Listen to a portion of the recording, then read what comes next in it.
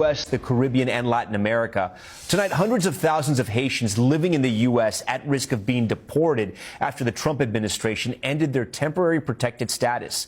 NBC's Yamiche Alcindor speaks with one couple who says this latest move could be, quote, a death sentence. Gang violence has been tearing apart the Caribbean nation of Haiti for months. UN officials now warning gangs control an estimated 90% of the capital. It's why hundreds of thousands have fled, like Kevinson and Shirley Jean, who 2 years ago legally immigrated to rural Panhandle, Texas. We wanted to start a new life where we can have hope for our future kids or for our future dreams. But now they are living in limbo. Last week, the Trump administration announced in September it would end temporary protected status for Haitians like the Jeans, which the Biden administration had extended due to gang violence. And even though the FAA has banned U.S. flights to Haiti's capital, the administration now says the environmental situation in Haiti has improved enough that it is safe for Haitian citizens to return home. Return to Haiti right now is death sentence. My biggest worry is like they can kidnap me, rape me, because the gang, they don't think, I think they don't care about if you're gonna suffer. Already, the Jeans' work permits have expired. Members of their church, many of who voted for President Trump, are helping them pay for a lawyer to seek asylum.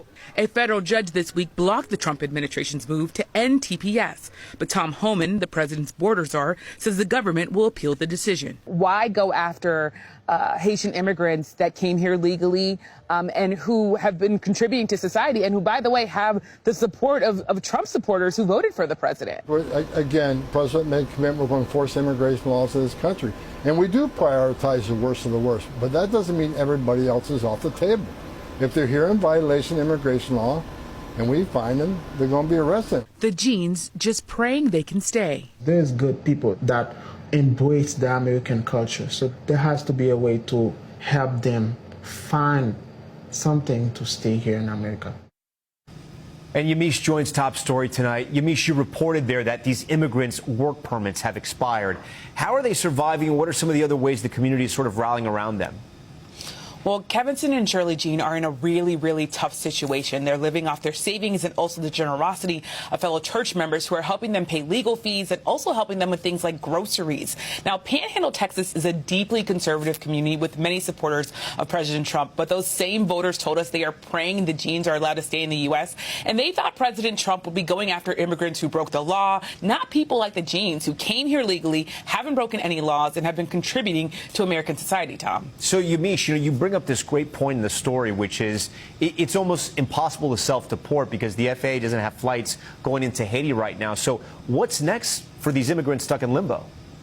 Well, it's a key question. Right now, many Haitian immigrants are left stressed and living in fear because, as you said, there's really no safe way to get to the capital, and many say there's no safe way really to get to any part of Haiti. That said, the Trump administration plans to push hard to end TPS in September. Now, multiple officials told me that the government expects a higher court to rule in their favor. And even if the Trump administration can't end TPS in September, the federal judge's order blocking the Trump administration's plan said that TPS for Haitians can be changed in February 2026. So that means hundreds of thousands of Haitians could be forced to leave the U.S. next year, and that is leaving so many people scared and confused about what to do next, Tom.